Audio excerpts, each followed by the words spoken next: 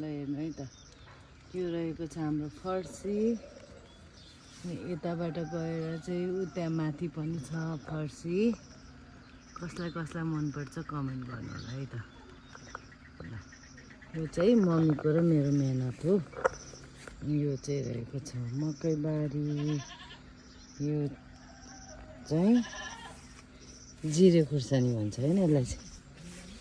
जिरे खुर्सानी यो चाहिँ अर्को यहाँ रहेको छ भ्यान्टा यो चाहिँ भ्यान्टा हो गाइज अनि र यता चाहिँ मेरो मम्मी हुनुहुन्छ मम्मी के गरेको हजुर भ्यान्टा टिप्नु पर्यो के किन खाना मलाई त खान हुँदैन त खै यता हेर्नु त आज के काम गर्नुभयो मम्मी यता हेर्नु न यता हेर्नु न यता भ्यान्टा त मलाई खानु हुँदैन त अहिले चाहिँ हल्का पानी परेको छ गाइस हैन अनि म हजुरहरू देखाउँछु है त अनि यहाँ चाहिँ रहेको छ घिरमलाको बुटो यता चाहिँ भिन्डी छ भिन्डी कसलाई मनपर्छ कमेन्ट गर्नु है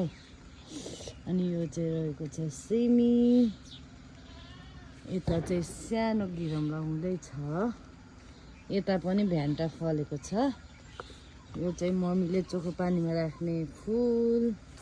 यो चाहिँ हाम्रो उखु मेरो मम्मी चाहिँ फेरि म जता जता भिडियो बनाए त्यतै जानुहुन्छ कि साथीहरू अनि यो चाहिँ रहेको छ हाम्रो करी पत्ता अनि यो चिन्नुहुन्छ हजुरहरूले यो चाहिँ के भन्छ अरे मम्मीलाई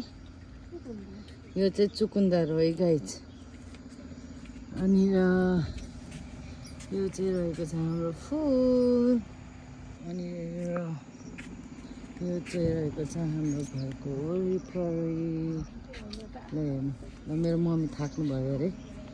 है त यति नै है त गाइज आजको मेरो भिडियो कोसिस गर्दैछु म नि भ्लग बनाउने खासै भ्लग बनाउन त आउँदैन मलाई केही पनि घर बसिरहनु भन्दा ट्राई गरौँ है त भनेर हो नि त गाइज ल हेर्नु है त ल यो चाहिँ हाम्रो छिमेकीको मकैबारी रहेको छ गाइज कस्तो लाग्यो कमेन्ट गरिदिनु है त